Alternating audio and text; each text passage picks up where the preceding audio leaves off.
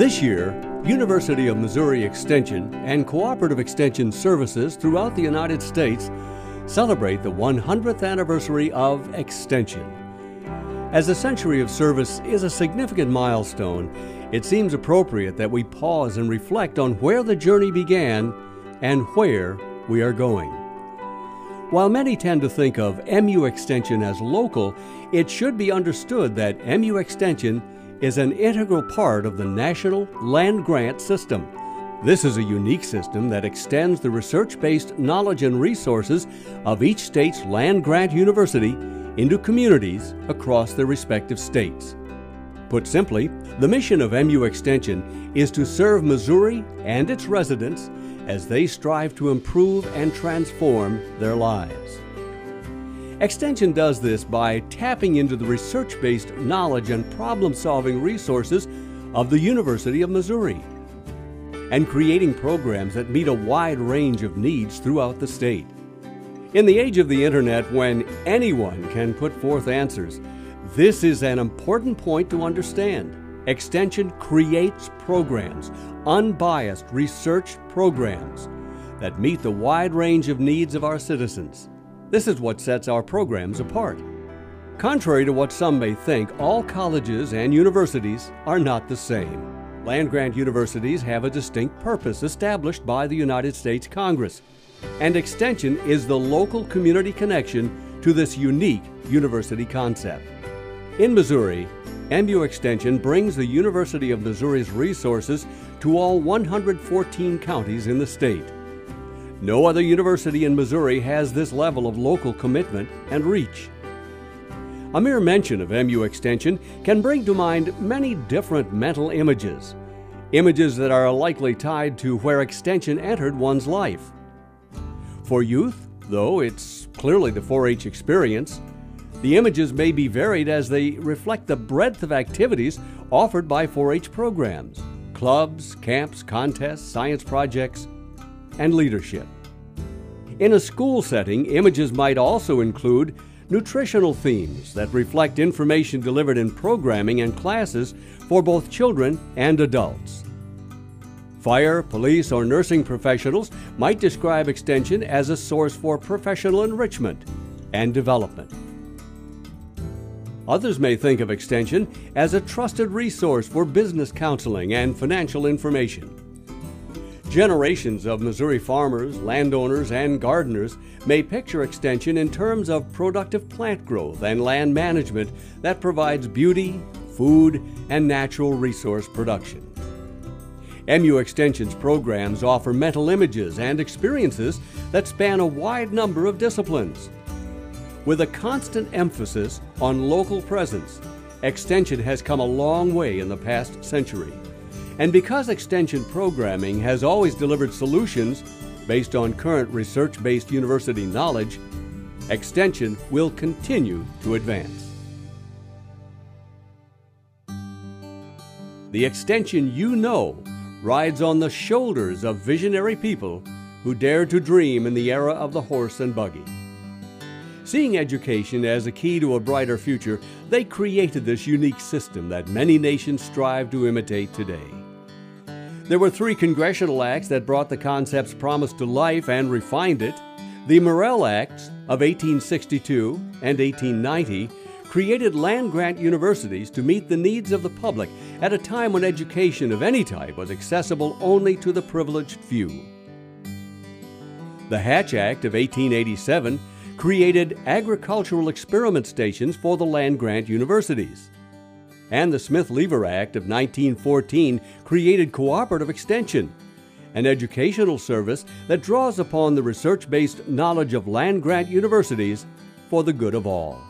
When we look back, it's easy to see the impact the land-grant university system made as it helped transform the nation from an agrarian culture where subsistence, farming, and poverty was common to our contemporary way of life.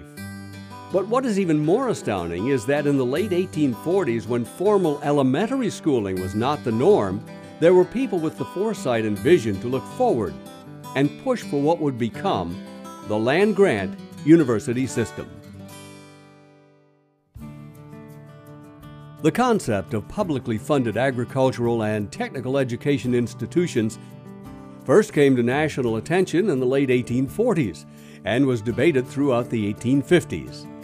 In this era, agriculture, engineering, and mining represented the industries of the day. In 1857, Representative Justin Smith Morrell of Vermont introduced a bill to fund agricultural and technical educational institutions through the sale of public lands. And though it passed in 1859, President Buchanan vetoed the bill. 2 years later, in the midst of the Civil War, Morrell introduced a similar bill that was signed into law by President Lincoln. Known as the Morrell Act of 1862, this law granted federal land to the states for them to sell. The proceeds were to be used to establish and endow land-grant colleges. These institutions would become catalysts for growth and change in their respective states. While the classical practice of higher education focused on liberal arts curricula, the mission of the land-grant institutions was to focus on the teaching of practical agriculture, science, military science, and engineering without excluding the classical studies. Some states created new institutions and others designated an existing institution with land-grant status. In Missouri, the University of Missouri was given this designation. An innovative concept, the land-grant system provided America with a growing number of well-educated people who helped shape the communities they lived in.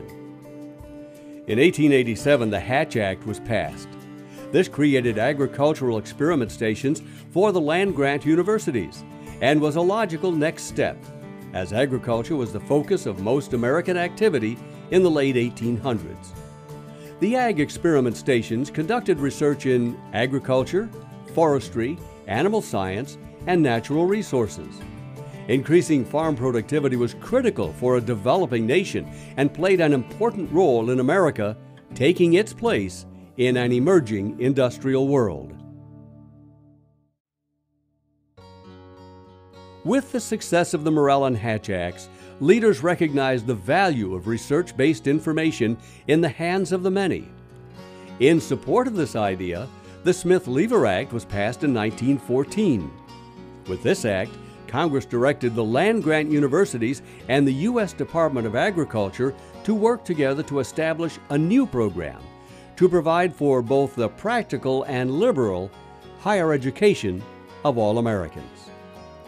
This established the Cooperative Extension Service as a partnership among federal, state, and local governments. It's about helping people help themselves. MU Extension programs embrace all, starting with a strong 4-H offering for youth, programs for seniors, and everyone in between. As we approach a century of service, MU Extension is still relevant, reliable, and responsive. And regardless of societal or technological change, its underlying principles will keep it so. Extension helps people with self-development by helping them apply educational resources to their own needs and desires. Extension helps people manage change in the social, economic, and political arenas. Extension develops programs and activities that address people's needs. Extension works with groups for cost effectiveness, greater creativity, and the encouragement and strengthening of democratic processes. Extension helps people become educators by encouraging them to participate in development of the learning activities. Extension is flexible and innovative in program approaches. Extension uses a team approach to program development, priority setting, and problem solving. As we prepare to celebrate 100 years of Extension, it's appropriate to express appreciation and gratitude to county councils and citizens throughout the state of Missouri who have given their time to help shape the local presence of MU Extension. Their efforts continue to play a valuable role as Extension prepares for a second century of service to Missouri.